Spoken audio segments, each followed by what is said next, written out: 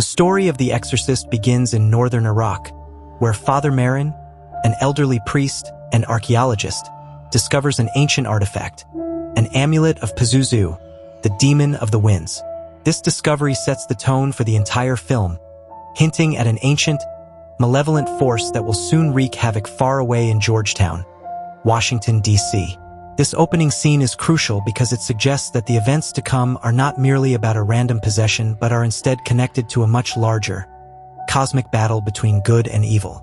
This is often overlooked by viewers who focus solely on the possession that follows, missing the depth of this initial confrontation with an ancient evil.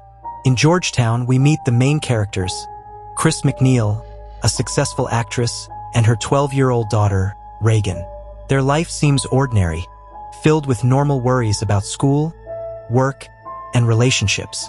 However, viewers often miss the underlying current of despair that runs through the lives of many characters in the film. Father Karras, a Jesuit priest, is struggling with a crisis of faith after the death of his mother. This is not just a subplot but a central theme of the movie, the battle for faith and the soul. Karras' despair and guilt over his mother's death leave him vulnerable, making him a prime target for the demon.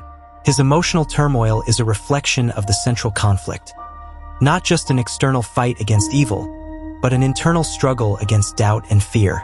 As Reagan starts to show signs of possession, viewers are drawn into the horror of the situation.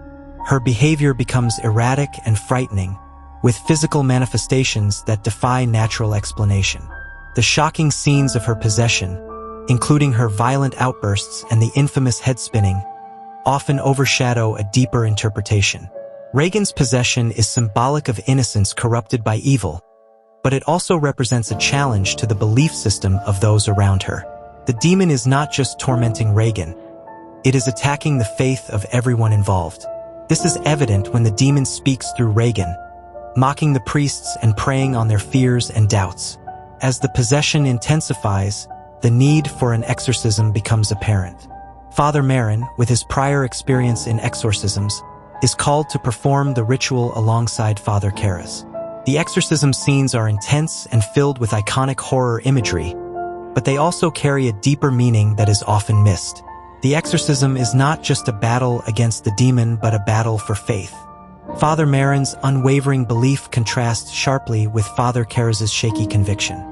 The demon targets Karras' weaknesses, reminding him of his mother and exploiting his guilt. This is a crucial aspect of the story that is often overlooked. The demon's goal is not just to harm Reagan but to destroy the faith of those who seek to save her. Father Marin's sudden death during the exorcism is a pivotal moment that is frequently misunderstood. It is not just a random act of violence by the demon. It is a calculated move to undermine Father Karras' faith even further. Marin represents a steadfast belief in God and the power of good. His death seems to be a victory for the demon, leaving Karras alone and filled with despair. However, Marin's death can also be seen as a spiritual sacrifice. He has given his life in the battle against evil, just as Christ did. This is a moment of profound significance, emphasizing that the fight against evil often requires the ultimate sacrifice. After Marin's death, Father Karras is left to face the demon alone.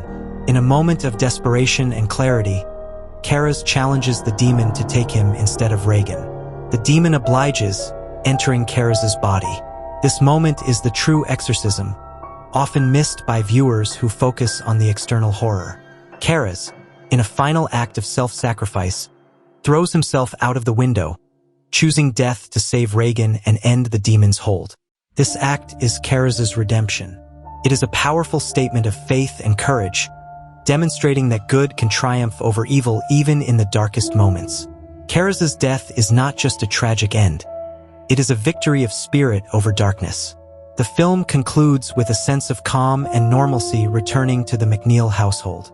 Reagan is free from the demon, and the priests have been victorious in their battle. However, the true victory is not just the expulsion of the demon but the reaffirmation of faith.